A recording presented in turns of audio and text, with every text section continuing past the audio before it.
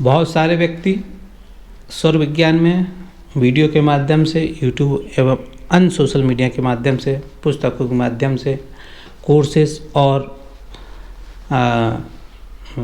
Camp आदि के माध्यम से स्वर विज्ञान सिखा रहे हैं, मगर कोई भी व्यक्ति अब तक स्वर विज्ञान का बेसिक मूलभूत सिद्धांत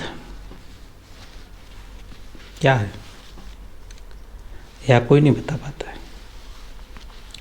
मूलभूत सिद्धांत यह है, स्वर का मूलभूत सिद्धांत यह है कि एक विशेष समय अंतराल में, याद कर लीजिएगा, एक विशेष समय अंतराल में केवल एक स्वर ही क्रियाशील होता है तथा दूसरा स्वर बंद रहता है, निष्क्रिय रहता है। जिस विशेष अंतराल में जो स्वर क्रियाशील होता है उस समय उसी स्वर का चलना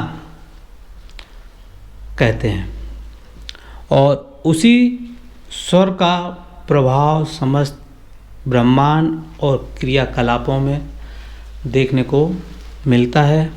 यही स्वर का मूल सिद्धांत है।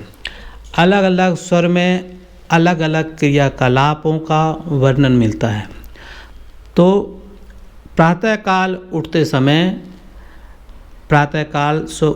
समय आप जब भी उठें, जिस समय भी उठें, उस समय अपना स्वर को परखें, अपने बाएं हाथ को उल्टा रखें, श्वास को बाहर फेंकें और चेक करें, देखें कि कौन से स्वर से वायु का आवागमन हो रहा है। जिस समय यदि ये देखा जाता है कि बाएं स्वर से सांस का आना जाना हो रहा है, दायां स्वर बंद है, तो उसे बायां स्वर, लेफ्ट स्वर अथवा चंद्र नाड़ी कहते हैं। और दायां स्वर से सांस चल रही तो सूर्य स्वर अथवा पिंगला नाड़ी का चलना सामान्यतः ऐसा माना जाता है। इसलिए कोई भी व्यक्ति जब प्रातःकाल उठे तो वह अपने स्वर को परखे और यह ध्यान दें, अब सूत्र समझें, अब यह बात का ध्यान दें कि मंगलवार, शनिवार और रविवार, ये 3 दिन याद रखें। इन दिनों आप इसमें जो मैं अभी सूत्र बता रहा हूँ, इसमें किसी भी प्रकार से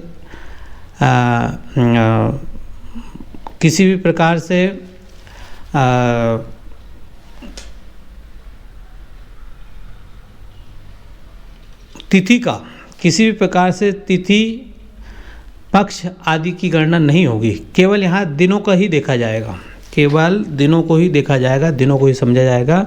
मंगल शनि रवि इन 3 दिन, ये 3 दिन सूर्य स्वर यानी कि राइट, दायां स्वर जब क्रियाशील होता है, दायां स्वर से जब सांस चलती है, उस समय बिस्तर त्यागें, अपना पैर बाहर रखें, बाहर रखकर दिन का आरंभ करें। तो वह दिन सामान्यतः शुभ और अच्छे परिणामों को देने वाला होता है। वह उस दिन हमारे चित्त में शांति, एकाग्रता, तन्मयता आदि देखने को मिलती है। कार्यों में लाभ, सफलता और दुर्घटनाओं आदि से हम बचे रहते हैं और सारे अच्छे परिणाम देखने को मिलते हैं। इसके विपरीत यदि इन दिनों शनिवार, रविवार और मंगलवार बायां स्वर, जो कि इन दिनों के लिए सुबह प्रातःकाल जब भी हम बिस्तर से उठते हैं, इन दिनों यदि बायां स्वर चल जाए तो वह दिन सामान्य तौर पर हानि देने वाले होते हैं, हमें नुकसान देते हैं। मन में क्रोध, अशांति और खिन्नता, चित्त में खिन्नता, चिंता, चोट, नुकसान और बुरी खबर जो चित्त को अशांत कर देती है, इस प्रकार की और कई प्रकार के कार्यों का व्यवधान सामान्य तौर पर देखने को आता है। यह स्वर का पहला सूत्र है जिसका व्यक्ति जीवन पर्यंत पालन करे। इस बेसिक सूत्र में स्वर का समझसार समाहित है। आगे भी मैं कई प्रकार के सिद्धांतों का प्रतिपादन बारी बारी करूँगा। कोई भी सिद्धांत दूसरे सिद्धांत का प्रतिच्छेद अथवा खंडन नहीं करेगा। यही मूल सिद्धांत ही व्यक्ति को पर्याप्त लाभ देने वाला है और अनुचित परिणामों से बचाने वाला है, दुर्घटनाओं आदि से बचाने वाला है। स्वर विज्ञान का केवल यह सूत्र ही व्यक्ति की बड़ी बड़ी जीवन में जो बड़ी बड़ी दुर्घटनाएं होती है, बड़े बड़े एक्सीडेंट होते हैं, व्यक्ति के हाथ पैर टूट जाते हैं, व्यक्ति कोमा में चला जाता है, बड़े बड़े नुकसान, बड़ी बड़ी व्याधियां व्यक्ति को घेर लेती है। यदि व्यक्ति इन कुछ बेसिक या केवल इस बेसिक सूत्र का भी यदि उपयोग करता है तो वह बड़ी से बड़ी हानि से बचा रहता है। छोटी मोटी हानि, छोटा मोटा नुकसान होना एक अलग बात है, मगर बड़ी से बड़ी जो हानि होती है वो इन्हीं दिनों में इन्हीं सूत्र का गलत अनुचित चलने पर, अनुचित उपयोग करने पर, अनुचित अभ्यास करने पे, अनुचित नहीं जानने पे ही ये सब देखने को आता है। तो यह सूत्र अत्यंत लाभकारी और स्वर विज्ञान की जो विद्या है और जो व्यक्ति स्वर विज्ञान सीखने के लिए जो धन दान देता है यह सूत्र वह सब दान से अधिक माना जाता है। इन सूत्रों का उपयोग करके आप देखेंगे कि आपको जीवन में एक नया प्रकार का अनुभव, नई प्रकार की शांति।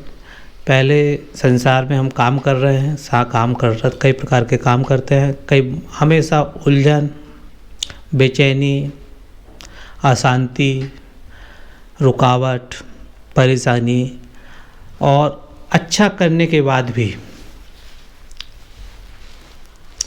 प्रशंसा के शब्द कोई भी हमारी प्रशंसा नहीं करता, बल्कि अनुचित ठहराने में ही लोग लगे रहते हैं। एक बहुत बड़ी भीड़ ही हमारा पीछा कर रही होती है जो हमें गलत सिद्ध करने में लगे रहते हैं। जो मित्र हैं वह भी उन व्यक्ति के साथ मिलके दुष्ट जैसा व्यवहार करने लग जाता है। तो इन सब समस्याओं से छुटकारा दिलाने के लिए यह सूत्र अत्यंत कारगर है। निश्चित तौर पर आप इस सूत्र का अनुपालन करें, 5-7 दिन तक लगातार इसका उपयोग करें और आप एक नई विचित्र प्रकार की शांति का अनुभव करेंगे और समस्याओं का निराकरण स्वतः ही होते हुए आप देखेंगे। इसके बाद आप नेक्स्ट पार्ट को देखेंगे, 5-7 दिन बाद देखिए, 15 दिन पहले प्रैक्टिस कर लीजिए, उसके बाद नए पार्ट को देखेंगे, नए पार्ट को समझेंगे, नए सूत्र को समझेंगे। तो चूँकि ये वाला सूत्र आप अच्छी भली भांति आप अभ्यास में ला चुके हैं तो दूसरा पार्ट को समझने में बहुत ही आसानी होगी। लगातार सतत रूप से इन वीडियो को आप देखेंगे, कोर्स के नए नए वीडियो देखेंगे तो केवल वह ज्ञान मात्र ही बुद्धि में समाहित होगा और वो एक उलझन बना के बैठ जाएगा और आप उससे निकल नहीं पाएंगे। पहले बेसिक सूत्रों को समझें, बेसिक सूत्र का अभ्यास करें, उसके बाद नेक्स्ट वीडियो को 10-15 दिन बाद देखें, फिर उसका अभ्यास करें। इस प्रकार से स्वर विज्ञान को सीखा जाता है। बहुत सारे व्यक्ति स्वर विज्ञान को सीखते हैं, सिखाते हैं, मगर वे व्यक्ति भी यह बात नहीं जानते हैं कि स्वर विज्ञान को सीखा समझा कैसे जाता है, कैसे सीखा जाए स्वर विज्ञान को। क्या पुस्तक पढ़ के एकदम से भरा जाए, ऐसा स्वर विज्ञान नहीं आता है। स्वर विज्ञान को सीखा कैसे जाए, यह समझ में आने पर ही स्वर विज्ञान को सीखा जा सकता है, सीखा जाना संभव है। आगे भी स्वर विज्ञान अनेक चमत्कारिक लाभ देने में समर्थ होता है, जिनका मैं आगे व्याख्या करूँगा। आप जुड़े रहें और देखते रहें। और मेरी कुछ पुस्तकें हैं जो कि अमेजॉन KDP में तत्ववेत्ता परमहंस लेखक के नाम से भी आप सर्च कर सकते हैं। पुस्तक का नाम है अर्थयोग, धन सागर, द ओशन ऑफ वेल्थ। और जो व्यक्ति मुमुक्षु जन है, जो ज्ञान के अपार भंडार को प्राप्त कर चुके हैं मगर फिर भी शांति प्राप्त नहीं हो रही है और शांत चित्त को प्राप्त नहीं कर पा रहे हैं, तो व्यक्ति मेरी एक नई पुस्तक पब्लिश कर रहा है जिसका नाम है मोक्ष उत्तर, जिसका टाइटल है मोक्ष उत्तर। और उस पुस्तक का सब टाइटल है मैं अपना उत्तर याद करता हूँ। उस पुस्तक को आप अवश्य पढ़ें, ज्ञानी जन पढ़ें। जो व्यक्ति समस्त ज्ञान को धारण कर चुके, समस्त विद्याओं को जान चुके हैं, फिर भी ईश्वर प्राप्ति, आत्मज्ञान, आत्मसंतुष्टि, ब्रह्म ज्ञान, अध्यात्म से वंचित रह चुके हैं और अभी भी जानने की चेष्टा बनी मगर कुछ जान नहीं पा रहे हैं, उनके लिए यह विद्या, यह पुस्तक बहुत ही उत्तम है। अवश्य पढ़ें, दोस्तों को भी अवश्य बताएं। तो यह मोक्ष उत्तर नामक पुस्तक, जिसका टाइटल मोक्ष उत्तर है और जिसका सब टाइटल है मैं अपना उत्तर याद करता हूँ। तो आप बताइए क्या है उत्तर। इसी के साथ मैं तत्ववेत्ता परमहंस आज का पार्ट 2 और पार्ट 3 का यह वीडियो समाप्त करता हूँ। धन्यवाद। जय श्री राम।